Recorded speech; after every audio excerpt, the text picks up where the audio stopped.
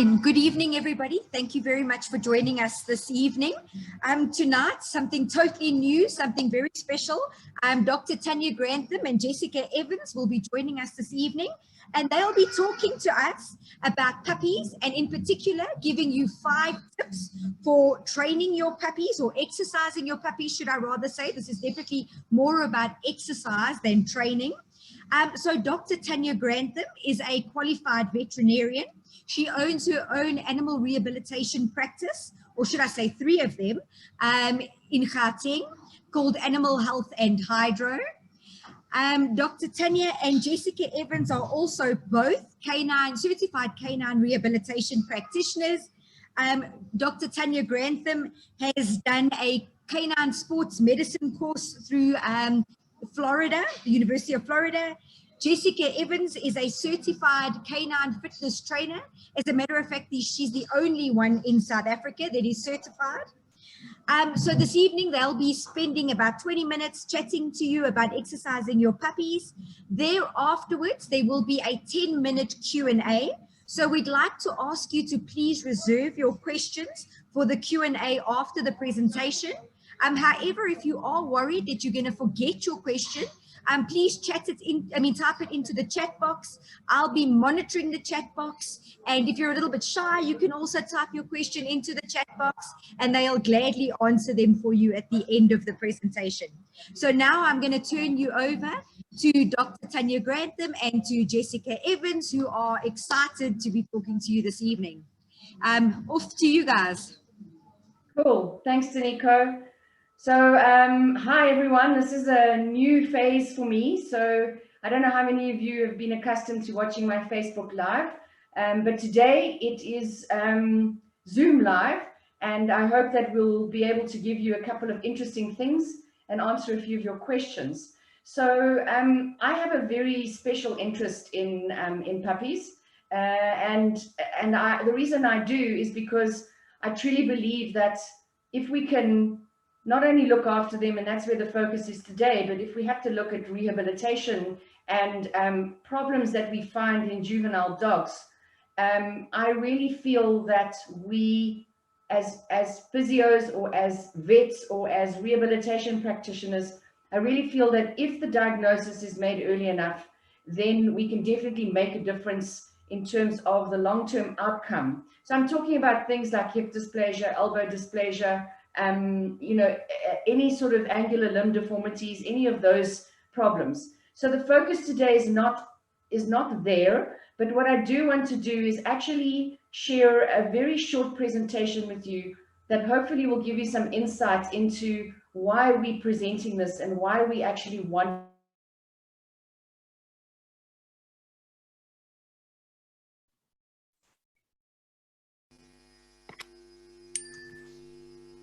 Okay, sorry, I got muted as well. So what we really want is for the public to become aware of the possible implications of not adequately exercising your puppy or not adequately looking after your puppy, because in the long run it does have it can have a lot of long-term effects. So I'm going to share my screen. I've got a little bit of a PowerPoint presentation for you.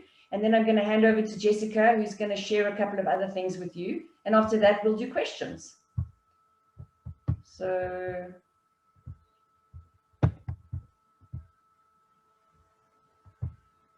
what I thought we could look at is, just make that smaller, is the puppy skeleton. And I have gone online and found some very, very interesting X-rays, radiographs of puppies. So I haven't chosen the whole sequence. I've really just looked at a couple of them because these are important. So if you look at this this X-ray photo, this is of a puppy at 12 days old. And what I want you to notice is, I don't know whether you can see I think I'm able to do some sort of a pen. Oh, I love it. Okay, so what I want you to notice is how none of the bones are joined. Let me draw. None of the bones are joined. It's not working. Cool, no problem. Let's close that. Sorry, I'm playing. So when a puppy is very young, its skeleton is very soft and very malleable. So and easily injured. For those of you who are not used to looking at X-ray photographs, whatever appears white on the screen or on the photograph is calcified material. So that's the bone which is mineralized. So mineralized bone contains calcium amongst other things and phosphates. But the mineralized bone implies that it is starting to get some structure and some hardness. But if you just look at the small little bits of mineralization that we see in this puppy, and if you look at the skull, you can see the very thin cortex and even the open fontanelle, just by the way, there's the fontanelle, same as in babies, then I want you to appreciate that this is a very sensitive phase in the development of a puppy. So at 12 days, it's not at its home yet. It's sitting with its mother, but come on, I just want to decrease that. But what's happening is it's developing and learning, and by 3 weeks, it's going to start to walk. So if we look at the next slide, this is now the puppy at 1 month, 30 days. And I've got some close-ups, but just in general, I think you can appreciate that the skull has got a little bit of a thicker cortex. So the white line around the skull is a bit thicker. And the bones of the spine, so these are the vertebrae, are actually also thickening. So the gaps between the bones are not as big as they were. And so slowly but surely, the skeleton is starting to mineralize. As we go into 60 days, which is around about 2 months, and at 8 weeks, there are puppies that are going to new homes. I personally think they should wait until about 11 weeks, but there are puppies going to homes at 2 months. Have a look at, and now the puppy's not big enough to fit on one plate, but what I want you to notice is how small and how delicate these bones are. And in the vertebra, if you look, let's try this. If you look at this here, oh, why won't it work? Let's try. If you look at this, that is one vertebra. What I want you to notice is there's a thin line there, and there's a thin line there. That is a growth plate. So the vertebra is going to grow lengthwise from that growth plate. And if we damage the growth plate early in the development, and that growth plate closes, it means that that bone can no longer grow from that growth plate, and we will end up with a deformity. So it's not perhaps that important in the spine. It is, but not as important as it is in the leg. So now I've taken, this is a front leg, and I've taken the same time frames, and I've taken 12 days, 30 days, and 60 days. And what I want you to see is, look at 12 days, the bones don't even connect. Okay, so the important areas from which the body grows, or the bone grows, which is there at the bottom here, look at these tiny little bones in the paw. Those areas have not even calcified yet.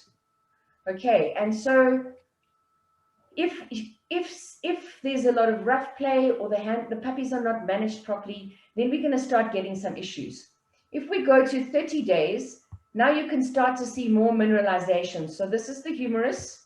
Here you can see mineralization of the top of the humerus. This line here is a growth plate.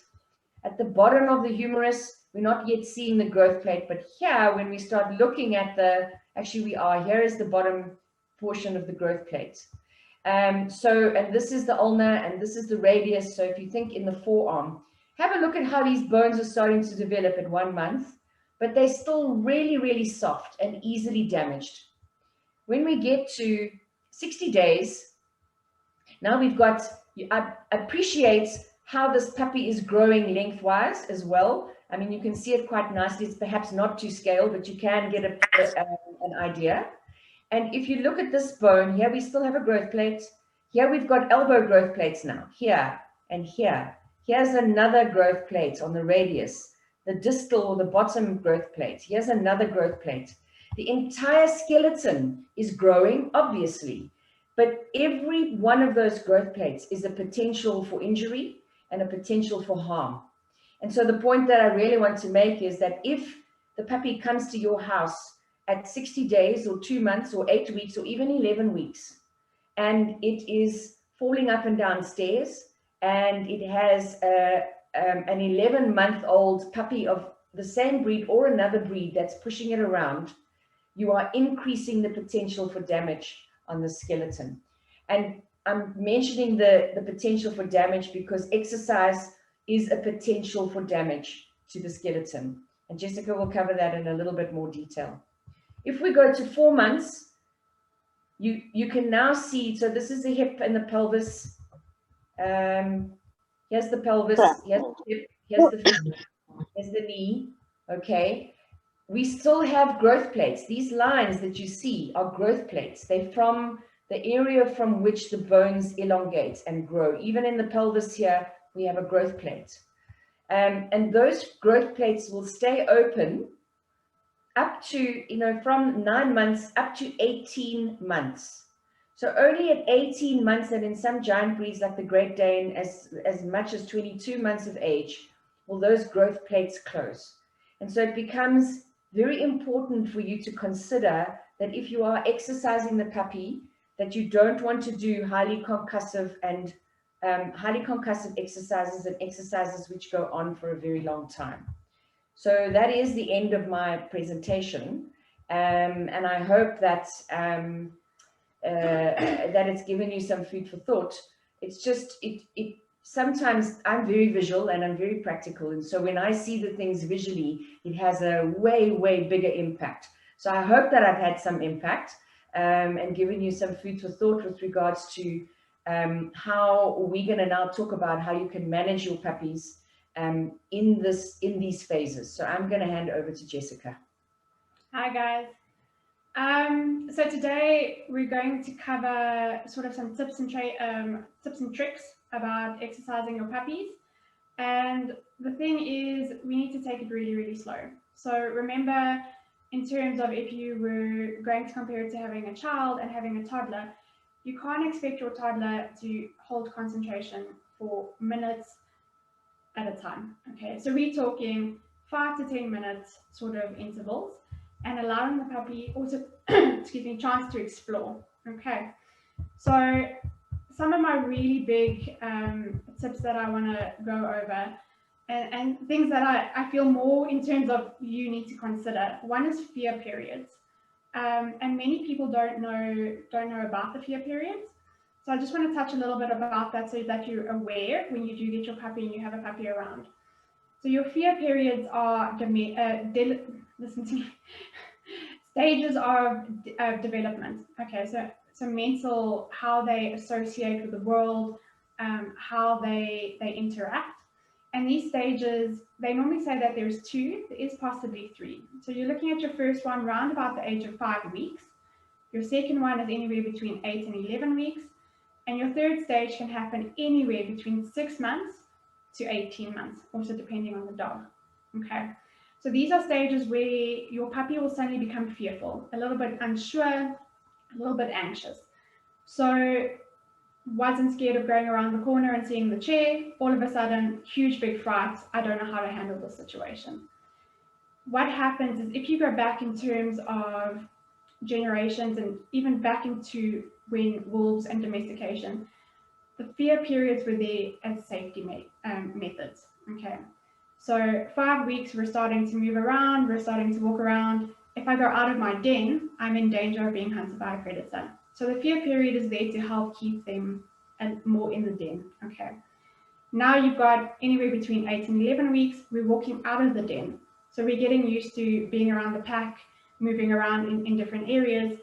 So that fear period then happens to keep them close to home so that they don't stray off too far. And then you're looking anywhere between 6, 18 months, and some dogs even older, but that's when they join the hunt. So the fear period is there to keep them close to the adults so that they know that, they're safe. They're not going to try and be overconfident and try and do it by themselves. They're not going to get hurt. Okay, so that's where the fear stages, how they developed over time. So now our puppies still go through this.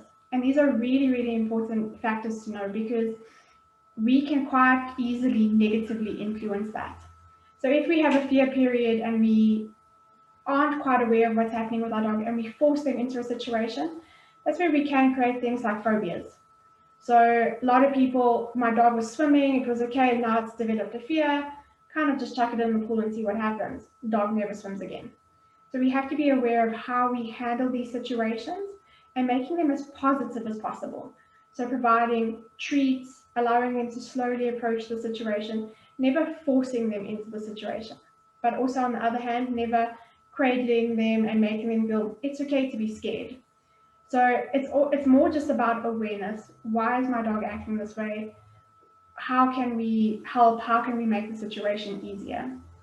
And here, in terms of a therapy perspective, when we are working on puppy programs and getting puppies confident with water and treadmills and to our environment, we have to be very aware of how old are they, where are they in this stage, and could they be having a fear period? Because me forcing them to work or forcing them to like water might make them more phobic, and then we've lost the goal of actually getting them into the water. So that's one of the big things I definitely think everyone should be aware of, especially bringing a new puppy into your house. And my second one that I want to chat about is endurance. And endurance kind of ties into, there's two schools of thought. So everyone's saying, don't exercise your puppy, you can cause injury. But on the same hand, we do need to exercise them. We do need to show them where their body is, body awareness. So many dogs don't have body awareness. And later on, that leads to injuries, playing around the garden, don't know how to use our back legs properly. We hurt our knee, we hurt ligaments. Dogs don't know how to handle their obstacles correctly in terms of agility or dog jumping. So we need to, the sooner we can teach a puppy about their body and how to use their legs and being aware is key. But again, not overdoing it to the point of endurance that we're impacting those soft bones that Dr. Tanya just showed us about. So it's all about balance and taking it slow. And it can be quite daunting because as owners, and we all do it, we want our puppy to do as much and we want them to be the best that they can be, but at the same time not pushing them too far. And then also not mollycoddling them that we don't do enough for them, that when we do then finally do stuff, it takes us a lot longer to get there, or we've already put them at risk of hurting themselves and injuries. So being aware of those balance and that rough play, and I'm not talking about, if he's running around the garden by himself, it's termed free play. Free play is perfect, okay? They're also monitoring themselves. You've also got to watch, with the big dogs, are they still trying to keep up to that level? And often you have to say, okay, it's time out for you. You need a break. And we do have to police that, especially in the first couple of months. And then one of the last points I really, really want to touch on is environmental factors. And I think it's one of the biggest things that we don't look at. But in terms of our house, how is our house set up? What floors do we have? We all have nice tiles because it's easy to clean. But, is pup slipping around, racing and sliding around corners, slipping and bashing into the wall? Again, with those soft bones, they might get up and shake it off and look perfect. But what are we doing long term to those bones? What is happening that we can't see because it will only really develop later on? So I think in terms of watching, how do they interact in our house? And do we need to add a few extra mats or, try and stop rough play inside the house? Too often you see dogs racing and doing zoomies around the kitchen and one goes flying around the corner. So we need to police and sort of protect those stages, but still allowing them to learn and to play. And definitely stairs. So Dr. Tanya did mention stairs now in her presentation, but allowing puppies to not go up and down stairs all day. So, you know, if you do have a double-story house, you might need to just put up some gates for a while, and puppy comes down with you, they stay down at the bottom until it's time to go to bed. Okay, that force of going up and down stairs, you're going to change the joint, or potentially change the joint, I should say. So those are my three sort of top ones that I really wanted to go over. My other two are just to let puppies be puppies and allow them to play. You know, we often want to train them and want to get started as much as possible, but we do still have to remember that they learn through play, and they've got to develop their own characters. So we need to allow them to do that. And then short, frequent sessions, not to overwork them. So, you know, the attention span that I touched on earlier, we need to make sure that they have short, really good positive sessions, and then allow them to have that break, allow them to have that rest. And then when they're ready to come back, then we come back at it. And, you know, sometimes 5 minutes is more than enough, sometimes 10 minutes. And as they get older, you'll be able to push them a little bit longer. And also what I normally say is carry, you know, 10 or 15 little treats in your pocket. And then when you're ready, you do all that. Once the treats are done, it's break time. We're over. So it's all about just allowing them to process and allowing them to, like, okay, that was fun. I'm good. I want to do this, and go off and play, and not, we don't want it to be forced at this stage. So those are my very brief 5 top tips for exercising pups. We can go over to questions. Yeah, before we do, before Danico comes in, those 5 tips are available for those of you that signed up in Jessica's ebook. So you'll be receiving that in the next day or two. So thank you very much for your attention. I would just like to add one more thing about stairs, which perhaps you're not aware of. Puppies do not have the neurological development to actually negotiate stairs until they're about 16 weeks of age. So they don't have the coordination, they don't have the ability to walk up and down those stairs properly, adequately, until 16 weeks. And so I always advise that when you gate those stairs, or you don't allow them to use those stairs unsupervised until 16 weeks. And at 16 weeks, you actually put them in a harness and you teach them how to walk up and down the stairs. Because, you know, those videos on social media of tiny pugs and Yorkies and young puppies trying to negotiate stairs and bounce up and down, and those ones that tumble down and they fall on their neck. And if you look at that skeleton, I mean, I cringe. You know, we think it looks funny, but from my perspective, I just see more and more and more damage. So I would say just be aware that stairs are a potential hazard for a young puppy. Cool. So I think we're open for questions. Thank you, Tanya. Thank you, Jessica. Yes, if anybody has any questions, by all means, feel free to unmute yourself and ask a question. If you're a little bit shy and you'd rather just type the question into the text box, by all means, please go ahead and type the question in. I'll keep an eye on the text box. But for anybody that wants to unmute themselves, put their video on, ask a question, please feel free to do so. Because this is a new format and a new platform for us, we've also put up a little bit of a poll where we're asking you for some feedback, like how you found it, what you'd like to know more of, what you'd like to know less of, etc. So if you'd be so kind as to complete the poll, that would be great as well.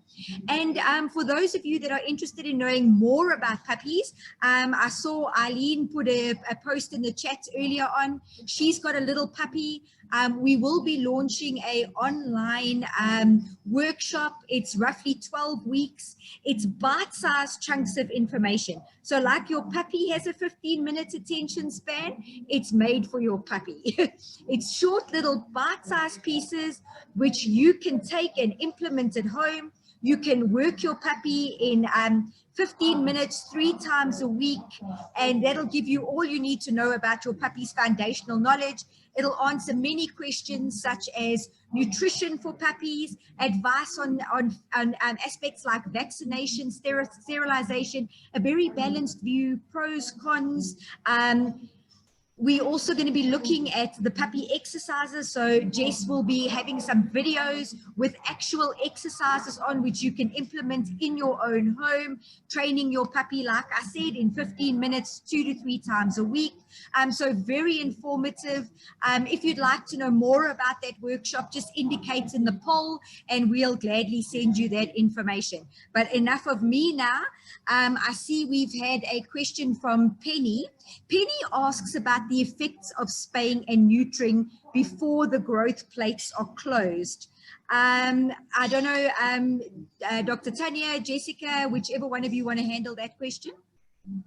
No, I think that's probably my my area. Thanks, Penny, for the question. This is a hot topic at the moment, and I have always maintained. So, for those of you that don't know, growth hormones have a very similar structure to anabolic steroids, and so they are very important in the natural development of both the skeleton and the body, and so it makes sense to me that if we sterilize prior to the closure of the growth plates, we will inadvertently in some way affect the mature skeleton. And research is now starting to show that. We're just not 100% sure how. And the argument always comes in, but you know, what about all the unwanted puppies? So this is not for those dogs that we find in welfare situations, or those dogs that are out in impoverished areas where population control is important. We still, despite the negative effects that we may see on the skeleton, the negative effects of an even more a larger pet population or dog and cat population is even more important. Okay, so for those of you where there is a choice and you're able to manage litters and populations, it is suggested, looking at the research, and there's loads of it, and I've got about, I don't know, about 5 pages of articles, listed articles that you, just the references. But for those of you that can hold out, the latest research is kind of saying if you can only sterilize your bitch at 14 months or older, that's great. And for the dogs, I mean, it's still 14 months, but for the dogs, I would say, is it necessary to actually neuter them? Because there is a lot of athletic ability. It depends on where you are, what your control is, and how well you can manage them, because we don't want any unwanted litters. Hope that answers your question. And we will cover some of that in more detail actually in the puppy course, in the online course.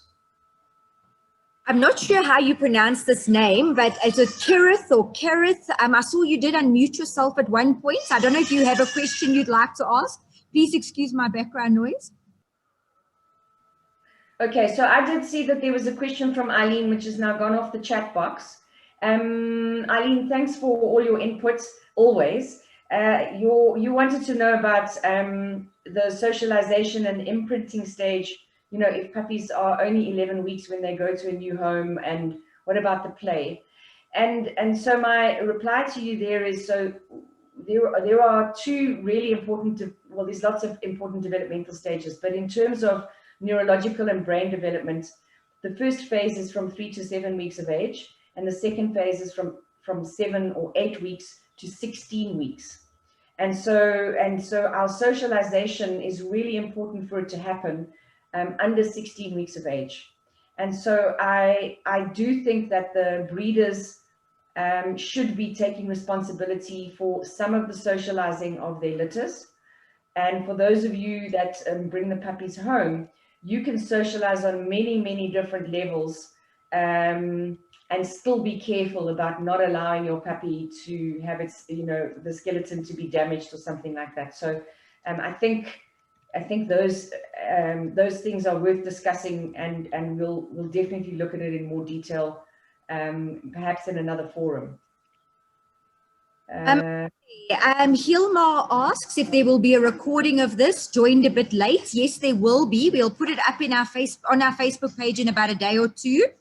Then Janine asks, Janine has an 8-month-old golden retriever with early stages of hip dysplasia. What types of exercises should the owner do to prevent further damage and to make sure she has quality of life, and what not to do? Okay, Janine, very briefly, nothing that's highly concussive. No running, no jumping, no bigger dogs bumping that skeleton. But in actual fact, that is an area, it's really a very topic that's very close to my heart. I've done a lot of research. I have my own ideas about pups with hip dysplasia. And my recommendation to you would be to find a rehabilitation practitioner that can actually work with you in the next 6 to 8 weeks and lay a foundation for future. It's a huge scope. We also have to see what your dog is willing to do and not willing to do. And with our practice, what we do is we work on those first 6 to 8 weeks. We then reassess your dog. Where is your dog? How are you coping? Are you able to do those exercises? What's your level of expertise? Where is the puppy? How well is the puppy responding? And then we probably would do another 6 to 8 weeks to consolidate what you've learned. And then that aim in that second period is to say, okay, now we want to hand you over onto a home maintenance. And so we take you through almost 3 months of training and exercise that then equips you to be able to do the best for your dog in the long term. There is on Facebook, on Animal Health and Hydro, there is actually a hip dysplasia workshop, and a lot of questions and a lot of exercises are actually dealt with there. So please go and have a look at that. Okay, so I see you unmuted again. Would you like to ask a question?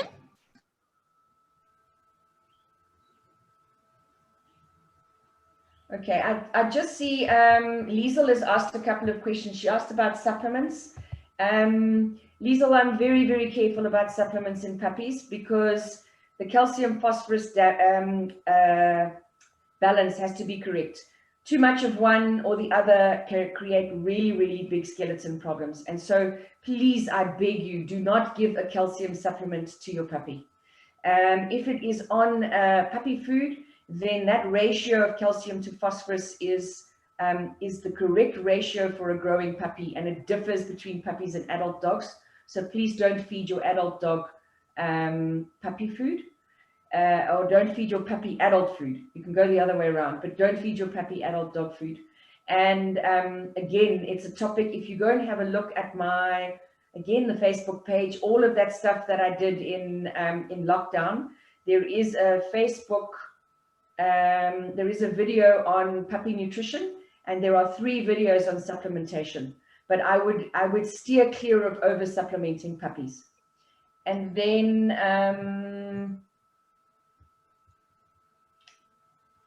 panosteitis, Hilma wants to know about panosteitis.